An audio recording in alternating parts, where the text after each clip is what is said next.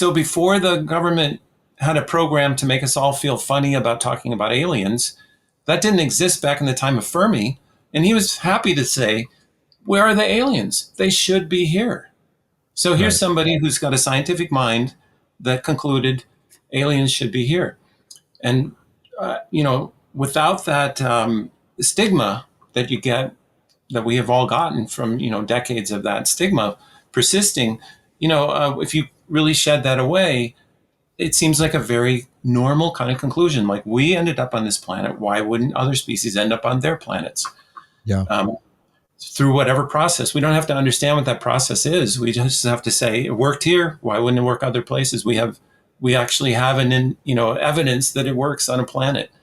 So then there's that. Secondly, from my video that I mentioned where I did those statistics, I actually had a quote of Stephen Hawking saying the same thing. He said Earth started life about 500,000 years after it was possible, because it was too hot before then. When it cooled down enough, it just immediately started life. So that's going to happen other places. So there's kind of this idea that at least, if you don't have a stigma about it, you would jump to the conclusion, which I think is a pretty logical conclusion, that there's probably species that have popped up all over the place. And you even hear scientists talk about it and say, of course, I believe life is elsewhere. I just don't think they're here. That's a really common thing for scientists to say. And it's like a large percentage of scientists are kind of happy to say they think life exists elsewhere. So, we're all on that page.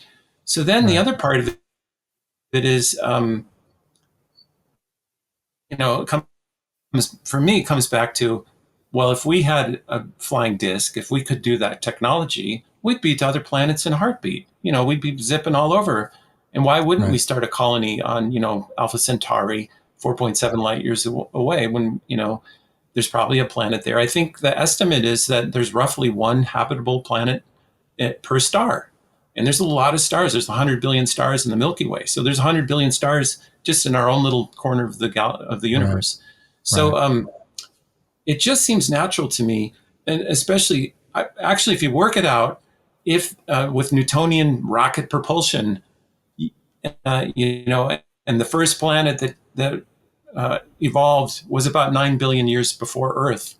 In 9 billion years, actually, you could populate the universe with imagining that there's life already started in other planets around the universe. The whole thing would be populated easily with Newtonian rockets in 9 billion years. But if then you say, well, we realize that there's anti-gravity possible. We don't know how to do it now, but we have evidence that it is possible because we witnessed it.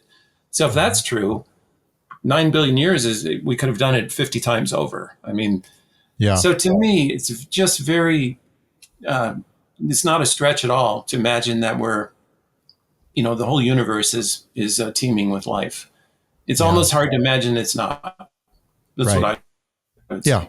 I would say the burden of proof on that argument, the burden of proof is on that argument more than the opposite. Interestingly, Enrico Fermi, born 1901, died 1954, was a member of the Manhattan Project, which, how interesting, seems to have folded into the UFO secrecy.